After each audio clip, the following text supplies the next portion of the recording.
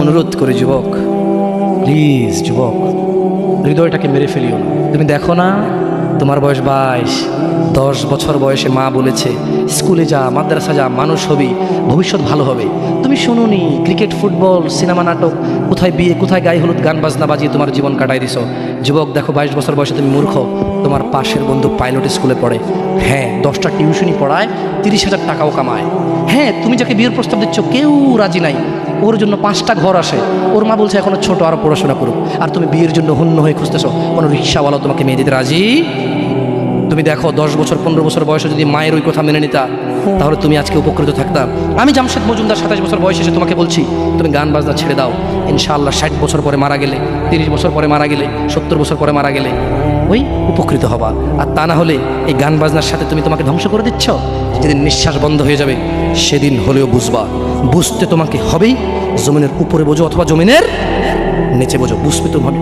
শোনো, আল্লাহ কোনো কিছু বলেছে আর তুমি বুঝবা না, হা হা পার পাওয়া যাবে না। তবে তোমাকে বলি, যা করেছো করেছো, যা গান বাজনা শুনেছো শুনেছো, এবার আল্লাহকে ভয় করে সব ছেড়ে ইস্তেগফার করো। বলো, আল্লাহ আমাকে ক্ষমা করেন, আমার এই 2 কানে গলিত সীসা ঢালিয়েন না ইয়া আল্লাহ। ছিলাম কিন্তু আমি উপলব্ধি করতে পারিনি, ইয়া আল্লাহ আজকে আমি উপলব্ধি করছি। আল্লাহ আমি আর কখনো বাদ্যযন্ত্র দিয়ে নিজেকে আনন্দিত করব না। এই হারাম যা আপনার এত আপনাকে রাগান্বিত করে, আমি আর কোনোদিন এই হারাম দিয়ে নিজেকে আনন্দিত করব না। আমি অনুরোধ করব, চিটাগং শহরে থাকি, বেশি দিন হয় না, তবে কারো বিয়ে হলে আর 2 দিনও ঘুম হয় না, এত পরিমাণ গান বাজনা বাজায়, আল্লাহি হৃদয় ভেঙে যায়।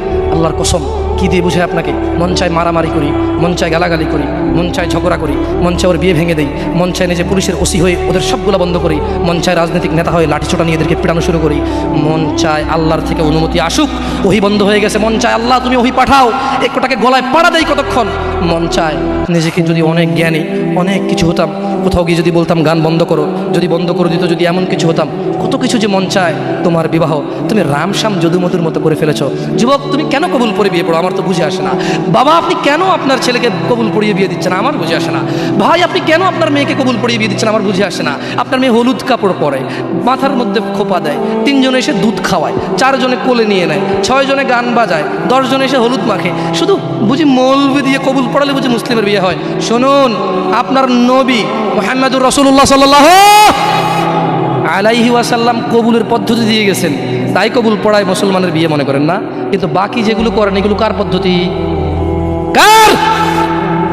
মিথ্যা কথা বলবেন না। হুজুর ডেকে খুতবা পড়ে কবুল পড়ে বিয়ে কার পদ্ধতি? আল্লাহ নবীর। এই গান কার পদ্ধতি? কেন করতেছেন? ওটা তো আপনার বিয়ের অংশ। বিয়ে না হলে তো বাজাতেন না। বিয়েকে কেন্দ্র করে যেমন কবুল বলছেন, বিয়েকে কেন্দ্র করেই তো গানটা বাজাচ্ছেন।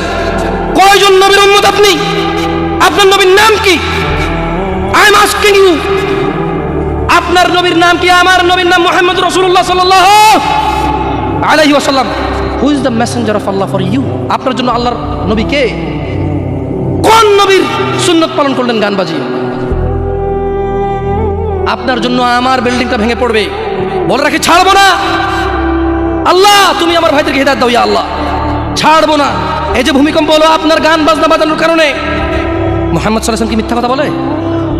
কারা কারা হাত তোলেন তো, যে মুহাম্মদ সাল্লাল্লাহু আলাইহি ওয়াসাল্লাম জানে না, মুহাম্মদ সাল্লাল্লাহু আলাইহি ওয়াসাল্লাম জানে না, এরকম কারা কারা স্বীকার করে? আল্লাহ নবী বলেছে, যখন বাদ্যযন্ত্র বেড়ে যাবে, গায়িকারা সম্মুখে এসে নাচবে, তুমি অপেক্ষা করো, পাহাড়গুলো কেঁপে উঠবে, পৃথিবীটা নড়ে উঠবে। জালজালা ইযা জুলজিলাতিল আরদু জিলজালাহা, যখন পৃথিবী প্রবল কম্পনে প্রকম্পিত হবে। ওয়া খরাজাতিল আরদু আসকালাহা, যখন এই মাটি তার ভিতরে যা আছে একদম লাথি মেরে বের করে দেবে, লাশ হোক আর যাই হোক, মাটি বলবে যে বেরো, বেরো আমার থেকে, বেরো, আমি তোর আর কাউকে রাখবো না। ওয়া ক্বালাল ইনসান, মানুষ বলবে মালাহা মালাহা, পৃথিবীটা কি হলো, এই মাটির কি হলো? কেন সে কবরগুলো লাশগুলো বের করে দিচ্ছে? কেন সে স্বর্ণ মতি হীরা মানিক্য বের করে দিচ্ছে? মালাহা, এর কি হলো? কেন পাহাড় নড়ে উঠছে? কেন পাহাড় ভেঙে চূর্ণ বিচূর্ণ হয়ে যাচ্ছে? মানুষ বলবে মালাহা, পৃথিবীর কি হলো? বিআন্না রাব্বাকা আওহালাহা, পৃথিবী এটা করবে বিআন্না রাব্বাক, কারণ তোমার প্রতিপালক আওহালাহা পৃথিবীকে আদেশ করেছে। আপনি গান শোনেন, আমি শুনি না, আপনি গান বাজান, আমি বাজাই না। যখন চিটাগং নড়ে উঠলো ভূমিকম্পে, আপনার বাড়ির সাথে আমার বাড়িটাও উঠছে। বন্ধ করেন এই জুলুম আমাদের উপর। আল্লাহর দিকে তাকে বন্ধ করেন, আল্লাহর দিকে তাকে বন্ধ করেন। আপনার বাড়িটা যদি ভেঙে ফেলেন, এত ইচ্ছা বুলডোজার ভেঙে ফেলেন, কেউ ধরবে? কেউ জিজ্ঞেস করবে আপনাকে? আপনি গান বাজনা শুনে ভাবে পৃথিবীতে বিপর্যয় নিয়ে আসতেছেন। ইত্তাকিল্লাহ হাক্কা তুকাতিহ, আল্লাহকে ভয় করুন যেভাবে ভয় করা উচিত। ইয়া শাবাব, আহলুল মুনাফিক, নামধারী কিছু মুসলমান, এদের ফাঁদে পা দিও না। তারা চায় তোমরা নেশায় মত্ত হয়ে তোমরা তোমাদের জীবনটাকে জাহান্নামে উজাড় করে দাও। তারা চায় তোমরা শয়তানের ফাঁদে পা দিয়ে তোমরা আল্লাহ দ্রোহিতা এবং রাসূল দ্রোহিতায় মেতে ওঠো। অথচ আল্লাহ চায় তোমরা সফলতার দিকে আসো, আল্লাহ চায় তোমরা আল্লাহর ক্ষমার দিকে আসো, তোমরা সফল হও, আল্লাহ চায়। আল্লাহ সুবহানাহু ওয়া তাআলা বলেন, ইয়া আইয়ুহাল্লাযীনা আমানু ইন্নামাল খামরু ওয়াল মাইসির ওয়াল আনসাব ওয়াল আজলাম রিজসুম মিন আমালিশ শাইতান ফাজতানিবুহু লাআল্লাকুম তুফলিহুন। হে তোমরা যারা ঈমান এনেছো, মদ, জুয়া, মূর্তি পূজার ব্যাধি ও ভাগ্য নির্ণয় গণকের কাছে যাওয়া শিরক, গণকের কাছে যাওয়া শিরক। ভাগ্য নির্ণয় করার শর্ত কেবল ঘৃণার বস্তু, শয়তানের কাজ, কাজেই তোমরা সেগুলো বর্জন করো। ফাজতানিবু, কাজেই তোমরা সেগুলো বর্জন করো। ইয়া শাবাব, হে মানুষ, তোমরা মদ, জুয়া, গান, বাজনা, ভাগ্য নির্ণয় করে এরকম জিনিস থেকে বেঁচে থাকো। আল্লাহ বলছেন যে রিজসুম মিন আমালিশ শায়তান, এগুলো শয়তানের কাজ, এগুলো ইবলিসের কাজ। ফাজতানিবু, আল্লাহ বলছে হে আমার বান্দারা, ফাজতানিবু, এগুলো থেকে বেঁচে থাকো। কেন? লাআল্লাকুম তুফলিহুন, যাতে তোমরা জিতে যাও, যাতে তোমরা সফল হও, যাতে তোমরা জান্নাতি হও, যাতে তোমরা ভয়াবহ আগুন থেকে বেঁচে যাও। জাহান্নামের আগুন কি? নাযাআতাল লিশ-শাওয়া, চামড়া খসে দেবে, এটা হচ্ছে জাহান্নামের আগুন। জাহান্নামের আগুন থেকে বাঁচার দরকার আছে না নাই? এইভাবে এলোমেলো চলাফেরা, শুক্রবারের নামাজে গিয়ে বাকিও সব বাদ দিয়ে নামাজও পড়বো, শুধু খাবো। আরে বাস্তবতা এমন, এখনকার ঘুষখোররা বলে যে শোনেন 3 লাখের নিচে হবে না, আপনাকে বুঝতে পারতেছি না, জোরের টাইম চলে যাচ্ছে, দিলে দিন না দিলে যায় নামাজ যাই। বড় আশ্চর্য, বড় আশ্চর্য। আরে ভাই, নামাজ আল্লাহর সাথে অপরাধ, ক্ষমাকারী কে? জানা আল্লাহর সাথে অপরাধ, ক্ষমাকারী কে? মদ পান আল্লাহর সাথে অপরাধ, ক্ষমাকারী কে? কিন্তু যার থেকে ঘুষ নিছেন, এটা কি আল্লাহর হোক না মানুষের হোক? ক্ষমাকারী কে? মানুষ, আল্লাহ না। আল্লাহ ক্ষমা করবে না, আল্লাহ নিজের উপরে হারাম করে দিয়েছে এটা। আপনি যদি বলেন যে আমি 3 দিন ভাত খাবো না, পারবেন?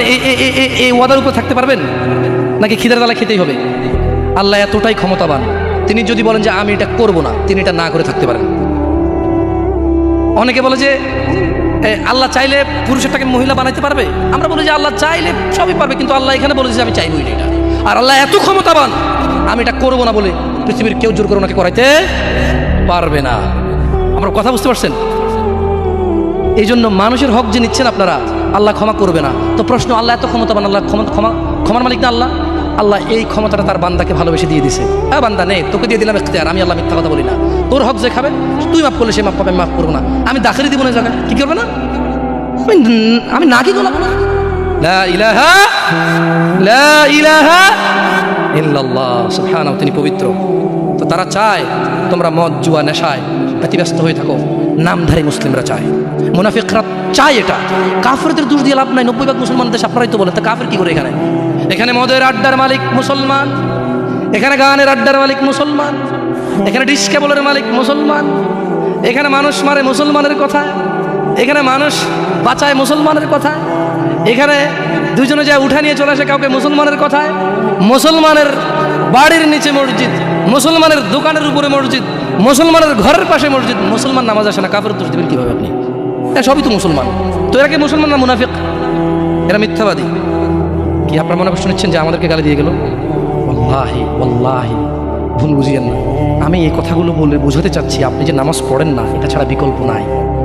আমি বলি না যে আপনি খারাপ জাহান্নামে চলে যাবেন, না। আপনার মালিক কে?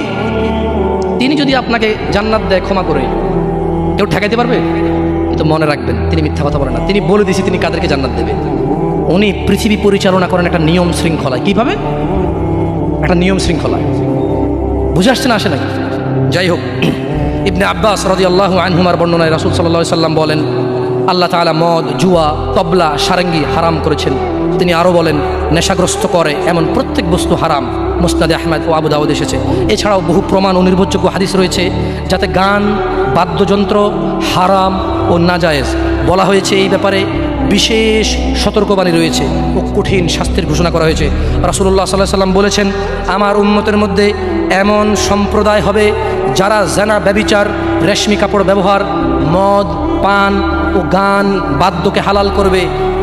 আপনি আপনি আপনি খেয়াল করে দেখেন, আল্লাহ নবী ভবিষ্যৎবাণী দিয়ে গেছে যে আমার উম্মতের মধ্যে এমন কিছু লোক বের হবে যারা দাঁড়িয়ে থাকবে, 60 বছর বয়স হবে, মসজিদের সভাপতি হবে, স্কুলের সভাপতি হবে, অথবা কোনো পতিই হইল না, কারো পতি হইল না, এমনি মানুষ ভিক্ষা করে হলো বিয়ে করে গান বাজার ব্যবস্থা করবে। ভিক্ষা করে হলো গান বাজার কি করবে, ব্যবস্থা করবে। নাহলে নাকি বিয়ে হচ্ছে না, নাহলে কি হচ্ছে না, বিয়ে হচ্ছে না। ওয়াল্লাহি যত পোলা তার বিয়েতে গান বাজা, বাবা জীবিত, এই বাবা দায়ী। যদি ওই বাবা বিয়েতে উপস্থিত থাকে, বাবা ছেলেকে ডাইরেক্ট বলবে, শোনো তোমার যৌবন আছে, তোমার ইনকাম আছে, তোমার ক্ষমতা, তুমি গান বাজনা বাজাবা। আমি বাবাকে আল্লাহ ক্ষমতা দিছে, আল্লাহকে আমি রাজি থাকবো না, তোমার বিয়ে হবে না। মেয়েকে বলবেন তোর বিয়ে হবে না, তুই গায়ে হলুদে যাবি। মানে আমি খালি এখান থেকে সরে যাই আর বলবো যে এইটা আমি বিয়েতে থাকবো না, এই বিয়ে হারাম, গান বাজনা বাজতেছে, গায়ে হলুদ হচ্ছে, আমি বিয়েতে থাকবো না, এটা আল্লাহ আমার পাওয়ার দিচ্ছে। তুই মক্কারিমা মানে যদি বিয়ে পড়াস আর আমি না রাজি না থাকি, তোর বিয়ে হারাম। বুঝে আসছে না, আসে নাই? পোলাই যদি মাইয়ে যদি নিজের পাওয়ার ইস্তেমাল করে, আপনিও নিজের পাওয়ার ইস্তেমাল করেন। বলেন যে কি পাওয়ার দেখাস না আমার সাথে, আমি তোর বাপ, কি পাওয়ার দেখাস তুই?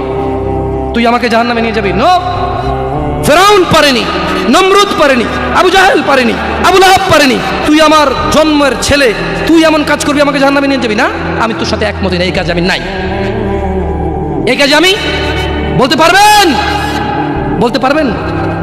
দেখুন, বলতে পারেন আর না পারেন, এখানে স্বীকৃতি দেন আর না দেন, বলা উচিত। যাই হোক, রাসূলুল্লাহ সাল্লাল্লাহু আলাইহি সাল্লাম বলেন, যে ব্যক্তি দুনিয়াতে মদ পান করবে তার যে ব্যক্তি দুনিয়াতে মদ পান করবে ও তওবা করবে না, সে আখিরাতে তা থেকে বঞ্চিত থাকবে। দেখুন দিনী ভাইরা, জিনা ব্যভিচার এত পরিমাণ বেড়েছে। হে মুসলমান, হে মানুষ, মুনাফিকের ফাঁদে পা দিও না। তারা চায় তোমরা বেহায়াপনা, নির্লজ্জতা, নোংরামো, অশ্লীল চরিত্রকে আপন করে নাও, যা তোমাদের দুনিয়া ও আখিরাতকে সম্পূর্ণ ধ্বংস করে দিবে, যা তোমরা তোমার নিজের ও তোমার ভবিষ্যৎ প্রজন্মের দুনিয়া ও আখিরাত অন্ধকার করে দেবে। এই ব্যাপারে আল্লাহ সুবহানাহু ওয়া তাআলা সূরা আল ইসরা বলছেন, ওয়ালা তাকরাবুজ জিনা, তোমরা জানার কাছেও যেও না, ইন্নাহু কানা ফাহিশাতাও ওয়া সাআ সাবিলা, নিশ্চয়ই এই জানা ব্যভিচার, নিশ্চয়ই এই জানা ব্যভিচার, নিশ্চয়ই এই জানা ব্যভিচার অশ্লীল, অশ্লীল, অশ্লীল, অশ্লীল, নিকৃষ্ট, নিকৃষ্ট, নিকৃষ্ট আচরণ। রাসূলুল্লাহ সাল্লাল্লাহু আলাইহি সাল্লাম বলেন, জানাকারী ব্যক্তি যখন সে জানা করে ওই সময় তার ঈমান থাকে না। চোর যখন চুরি করে ওই সময় সে মুমিন থাকে না। মদখোর, নেশাগ্রস্ত লোক যখন সে নেশা করে ওই সময় তার ঈমান থাকে না। চিন্তা করে দেখেন তো, মদ খাওয়া অবস্থা মারা গেলে কি হয়ে মরলেন বলেন তো? যতই হজ করেন কি হয়ে মরলেন? হজ করতে কে বলছে? আল্লাহ। হজ করতে কে বলছে? মুহাম্মদ সাল্লাল্লাহু আলাইহি সাল্লাম। নামাজ পড়তে কে বলছে? আল্লাহ। নামাজ পড়তে কে বলছে? মুহাম্মদ সাল্লাল্লাহু আলাইহি সাল্লাম। ওই একই মুহাম্মদ সাল্লাল্লাহু আলাইহি সাল্লাম বলছে, চোর চুরি করার সময়, মদখোর মদ খাওয়ার সময়, জানাকারী ব্যক্তি যতক্ষণ ওই মহিলার সাথে থাকে এর ঈমান কি? বলেন কতদিন বাঁচবেন? কে আছেন বলতে পারেন? আবারও পাইলাম না। আমি ভাবছি এতক্ষণ ওয়াজ শোনার পর একটু সাহস হবে, বলবো যে আমি এতদিন বাঁচবো। তো যে জানা করতে গেলেন তার মানে গ্যারান্টি আছে যে যা জানাটা না করে চলে আসবো, তারপরে মরবো তওবা করে? না, এরকমই তো কিছু নাকি? আল্লাহ আমাদেরকে বুঝার তৌফিক দান করুন। দেখুন দিনী ভাইয়েরা, আল্লাহ সুবহানাহু ওয়া তাআলা বলছে যে নিশ্চয়ই তোমাদের ধন সম্পদ ও তোমাদের ছেলে সন্তান তোমাদের জন্য পরীক্ষা এবং তোমাদের শত্রু। কিছু কিছু ক্ষেত্রে ছেলে সন্তান ধন সম্পদ কি শত্রু। যে এই ছেলের জন্যই তো রেপ করে আসছে, আপনি বলছেন যে না আমার ছেলে নির্দোষ। 5 লাখ টাকা উকিলকে দিয়েছেন, 10 লাখ টাকা অমুককে দিয়েছেন, 3 লাখ টাকা অমুককে দিয়ে একটা মেয়ের জীবন নষ্ট হয়ে গেল, আপনি পরোয়াই করেননি। কার জন্য এটা করেছেন বলেন তো? আপনার নিজের জানা করার কারণে নাকি ছেলে? নিজের জন্য না ছেলের জন্য? হ্যাঁ, তো বলেন এই ছেলে কি শত্রু না মিত্র? এই ছেলে এই যে আপনি একটা অন্যায়কে সাপোর্ট করে গেলেন, যদি আল্লাহ আপনাকে জিজ্ঞেস করে আপনার বাচ্চা আছে, এই অন্যায়টা আপনি কার জন্য করছেন? কার জন্য? তাহলে এই ছেলেকে শত্রু না বন্ধু? এই জন্য দিনী ভাইয়েরা, আমি এতক্ষণ থেকে আপনাদেরকে কিছু নসিহত করেছি, আপনাদেরকে বলে রাখি, আপনি শুধু আপনি না, এই পৃথিবীতে যত মানুষ আর জিন আছে সব যদি একসাথে হয়ে ফন্দি করে যুক্তিশলা পরামর্শ করে আল্লাহ দ্রোহিতা, আল্লাহ বিরোধী কাজ করে, আল্লাহর কিছুই যায়? জোরে বলেন তো, আল্লাহর কিছুই যায়? এই পুরো পৃথিবীর মানুষ এবং জিন সবাই যদি একসাথে কোনো গুনাহ না করে, শুধুই আল্লাহর অনুগত্য করে, আল্লাহর যেই ক্ষমতা, আল্লাহর যেই মহত্ব, কিছুই বাড়বে কিছুই বাড়াইতে, কিছুই কমাইতে পারবেন না। আপনাকে একটা কথা বলবো, নিজেকে বেশি অপরাধী মনে করিয়েন না। আপনি এত ভালো আল্লাহ পেয়েছেন, আপনি এত ভালো রব পেয়েছেন। বনি ইসরায়েলের একজন লোক 99 জন লোককে হত্যা করলো। তারপর সে চিন্তা করলো আমার ভালো হওয়া উচিত, ক্ষমা পাওয়া উচিত, জাহান্নামের আগুন থেকে মুক্তি পাওয়া উচিত। বাবা আমি এই জাহান্নাম সহ্য করতে পারবো না, কিভাবে আমি জাহান্নাম থেকে বাঁচবো? তখন সে একজন জ্ঞানী লোকের খোঁজ নিল এবং জিজ্ঞেস করলো যে আমার কি ক্ষমা হবে? ওই লোকে বলল যে না না, তোমার তো ক্ষমা হবে না। একবার তারেও মেরে কতজন পূর্ণ করলো? কিন্তু তার হৃদয়ে যন্ত্রণা কমেনি। ওই যে একটা যন্ত্রণা, কি কাজ করলে আমি ক্ষমা পেয়ে যাব, কি এমন কাজ করলে আমি আল্লাহর আযাব থেকে রক্ষা পাবো। সে আল্লাহকে প্রচণ্ড ভয় পাচ্ছিল। অ্যাট দ্য সেম টাইম সে সিদ্ধান্ত নিয়েছিল যে সে আর হত্যাই করবে না, সে ভালো হয়ে যাবে, অন্যায় করবে না, সে অন্যায় করবে না। কিন্তু তার ভালো হওয়ার জন্য একটা গ্যারান্টি লাগবে যে কে আছে এমন যে আমাকে বলবে কি করলে আমাকে আল্লাহ ক্ষমা করে দেবে। ওই লোকটা যখন মারা যায় আল্লাহ তাকে জান্নাত দিয়েছে। কেন? সে ভালো হওয়ার ইচ্ছা পোষণ করেছে। আপনিও ভালো হওয়ার ইচ্ছা পোষণ করেন, করবেন তো ইনশাআল্লাহ। আর ভালো কখন হতে হবে? কালকে? কালকে কখন থেকে ভালো হতে হবে? না বিয়ের পরে। ভালো কখন থেকে হতে হবে? না চাকরির পরে। ভালো কখন থেকে হতে হবে? একটু দাঁড়িটাড়ি পাকার পরে, নাকি এখন থেকে? একটু নিজেকে প্রশ্ন করিয়েন, যখন বলবেন কালকে থেকে ভালো হয়ে যাব, মহা অন্যায় কথা। মানে আপনি নিশ্চিত গ্যারান্টি দিয়েছেন আপনি কালকে পর্যন্ত বাঁচবেন। এটা কত জঘন্যতম কথা না? আল্লাহ আমাদেরকে বোঝার তৌফিক দান করে দিন ভাইরা। একটা হাদিসে কুদসি শুনিয়ে চলে যাবেন ইনশাআল্লাহ তাআলা। বক্তা এসে গেছেন মাশাআল্লাহ আলাইহি। আল্লাহ ইয়াহফাযহু ওয়া ইয়াহফাযকুম। আল্লাহ সুবহানাহু ওয়া তাআলা ফেরেশতাদেরকে ডেকে বললেন। কাকে? কাকে ডেকে বললেন? ফেরেশতাকে। যে হে ফেরেশতারা, আমার কোনো বান্দা সে যদি গুনাহ করার ইচ্ছা করে, কি করার ইচ্ছা? তুমি লেখিও না।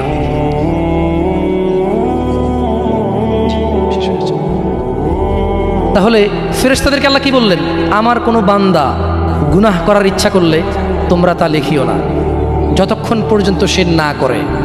যখন সে এই অপরাধ করে ফেলে তোমরা লেখিও, বাড়তি লেখিও না, যতটুকু করেছে অতটুকুই লিখবা। কিন্তু জানেন আল্লাহ আপনাকে কত ভালোবাসে? এই সেম আল্লাহ ফেরেশতাদেরকে বললেন, শোনো, আমার কোনো বান্দা যদি কোনো ভালো কিছু করার নিয়ত করে সঙ্গে সঙ্গে নেকি লিখে ফেলো। সুবহান। আমার কোনো বান্দা যদি ভালো কিছু করার নিয়ত করে সঙ্গে সঙ্গে লিখে ফেলো। সে এই কাজটা করা পর্যন্ত অপেক্ষা করার দরকার?